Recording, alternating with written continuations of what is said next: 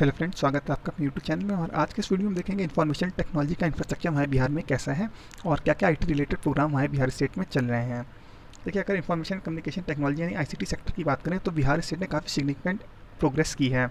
और last year से digital India award मिला है क्योंकि बहुत सारे डिजिटल इनोवेशन हमने पास्ट में किए हैं।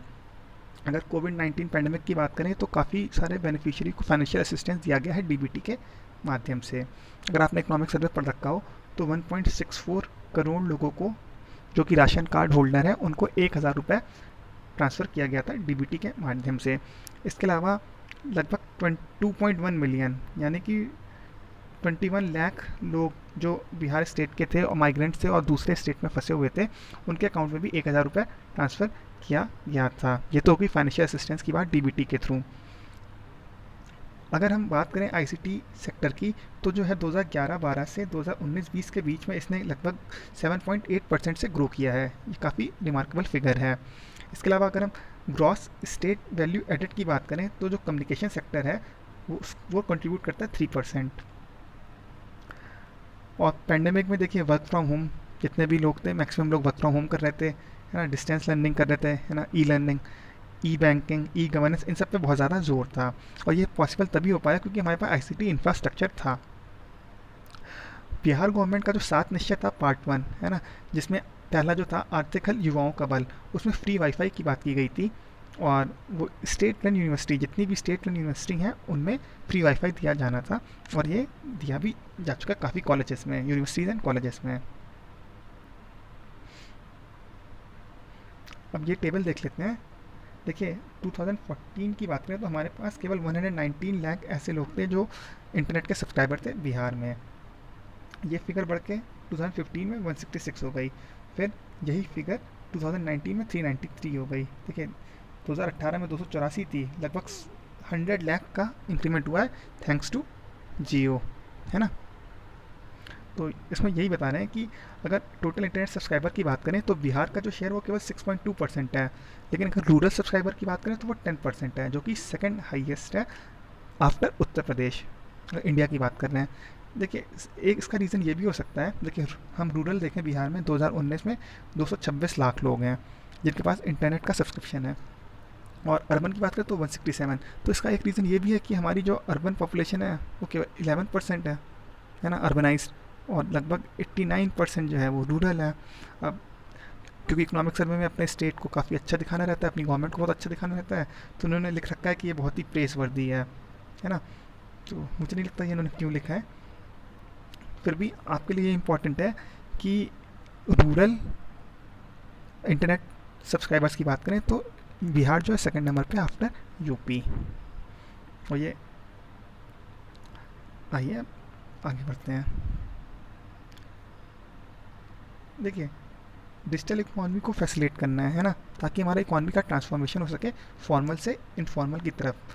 देखिए, इकोनॉमिक सर्वे में एक बात ये भी दे रखी थी, अगर हम मेल पॉपुलेशन की बात करें बिहार में और जो वर्किंग है मेल वर्किंग पॉपुलेशन, तो इसमें केवल 10% ही हैं जो रेगुलर वेजेस वाले हैं, यानी केवल 10% लोग ही हमारे यहाँ सैलरीड है।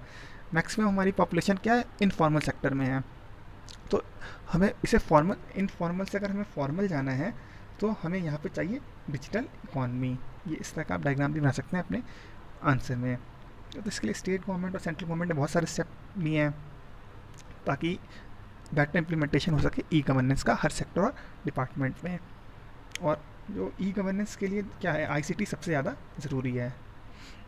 अब आईसीटी फैसिलिटी जो है हमारे यहाँ काफ़ी तेज़ी से बढ़ रही हैं और हमारा ऑब्जेक्टिव क्या है, ई गवर्नेंस को प्रमोट करना। इस ऑब्जेक्टिव के साथ जो हमारा डीआईटी है, department of information and technology, उसने बहुत सारे स्कीम चला रखे हैं अपने आईटी इंफ्रास्ट्रक्चर के लिए, जिसमें नेक्स्ट जनरेशन BS1, ये क्या है, Bihar state wide area network. आप इसके बारे में अगर आपको ज़्यादा पढ़ना है तो आप डीआईटी की वेबसाइट पे चेक कर सकते हैं। इसके अलावा सेक्ट लैंड 2 सेक्रेटेरिएट जो लोकल एरिया नेटवर्क है वो। इसके अलावा स्टेट डेटा सेंटर, इसके अलावा नॉलेज सिटी, इसके बाद आधार इंफ्रास्ट्रक्चर फ्रेमवर्क इंटीग्रेशन।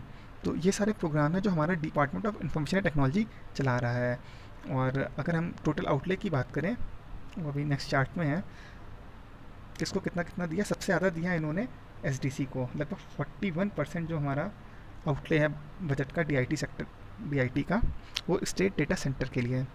और उसके बाद सेकंड नंबर पे है Bihar state wide area network का, और थर्ड नंबर पे है आपका नॉलेज सिटी। ये जो है आपका इसमें आउटले दे रखा है, देखिए सबसे ज़्यादा एसडीसी, सेकंड नंबर पे आपका BS1, थर्ड नंबर पे नॉलेज सिटी, फोर्थ नंबर पे आपका फ्री वाईफाई। अब देखिए और इसी को हम थोड़ा डिटेल में पढ़ लेंगे, next generation Bihar state wide area network. अब ये क्या कर रहा है, अनइंटरप्टेड कनेक्टिविटी है ना, 24/7, headquarter to state, headquarter to block level. किस किस चीज़ के लिए, data storage, data transfer, voice and video connectivity इसके लिए। अब जो ब्लॉक पे है उसको 8 Mbps, और जो डिस्ट्रिक्ट हेडक्वार्टर है उनको 34 Mbps की स्पीड प्रोवाइड करता है। और इससे क्या फ़ायदा, हमें रियल टाइम डेटा और उसकी मॉनिटरिंग हो जाती है, ताकि हमारे जो गवर्नेंस प्रोग्राम है, जैसे गवर्नमेंट टू गवर्नमेंट हो गया, गवर्नमेंट टू बिजनेस हो गया, गवर्नमेंट टू सिटीज़न हो गया, इन सब की मॉनिटरिंग भी अच्छे से हो जाती है।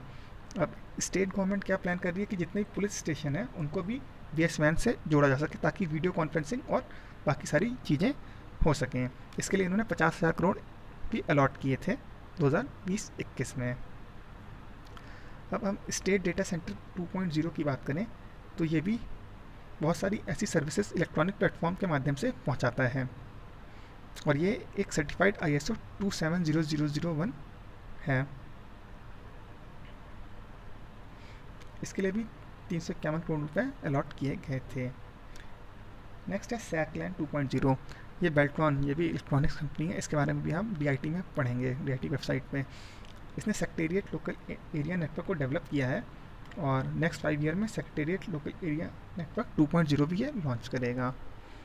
और free wifi at education institution की बात करें तो ये 7 निश्चय में स्टेट गवर्नमेंट ने इसका ये रिजॉल्व था कि जो है स्मूथ इंटरनेट कनेक्टिविटी हो टीचर्स के पास, स्टूडेंट के पास और स्टाफ के पास, जितने भी हमारे एजुकेशन इंस्टीट्यूशन है, ताकि अकेडमिक वर्क और एडमिनिस्ट्रेटिव वर्क दोनों अच्छे से हो सकें। इसलिए free wifi at universities and college level की बात की थी।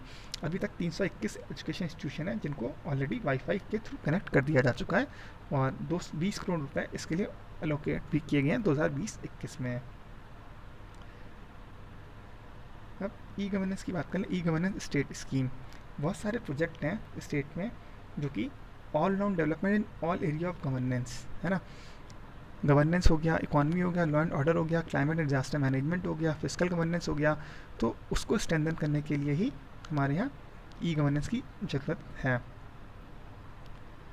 और जितने भी कैश ट्रांसफ़र हो रहे हैं इन सारे प्रोग्राम्स में, जैसे जो गवर्नेंस के लिए है, इकॉनमी के लिए है, लॉ एंड ऑर्डर से रिलेटेड है, क्लाइमेट और डिजास्टर मैनेजमेंट से रिलेटेड है, या फिजिकल गवर्नेंस से रिलेटेड है, वहाँ जितने भी कैश ट्रांसफ़र हो रहे हैं सब DBT के माध्यम से हो रहे हैं। देखिए e governance basically good governance का ही एक पार्ट है ना, जो कि गुड गवर्नेंस क्या होगी, ई गवर्नेंस लास्ट क्वेश्चन भी था, smart governance, simple, moral, accountable, responsive, transparent, या अकाउंटेबल कह लीजिए, पार्टिसिपेटरी कह लीजिए, रिस्पॉन्सिव कह लीजिए, और कंसेंसस ओरिएंटेड कह लीजिए, है ना, इकोनॉमिक कह लीजिए, एफिशिएंट कह लीजिए, ट्रांसपेरेंट कह लीजिए, तो ये सब इसके पार्ट हो गए। और ये कैसे आएगा गुड गवर्नेंस, ई गवर्नेंस के थ्रू आ जाएगा। इसके अलावा एक IT सिटी की डेवलप करने की बात हो रही है, जो कि डिपार्टमेंट ऑफ IT ने पहले प्लान कर रखा है, क्या क्या IT टावर, IT पार्क और IT सिटी, और लैंड भी एक्वायर कर ली गई है इन सब के लिए बिहटा और राजगीर में। तो ये था हमारा IT इंफ्रास्ट्रक्चर बिहार का। कोई बहुत अच्छा क्वेश्चन पड़ता है तो इसमें आप फेलर के रूप में भी इसे यूज़ कर सकते हैं। आपको वीडियो कैसा लगा आप कमेंट करके बता दीजिए। Thank you.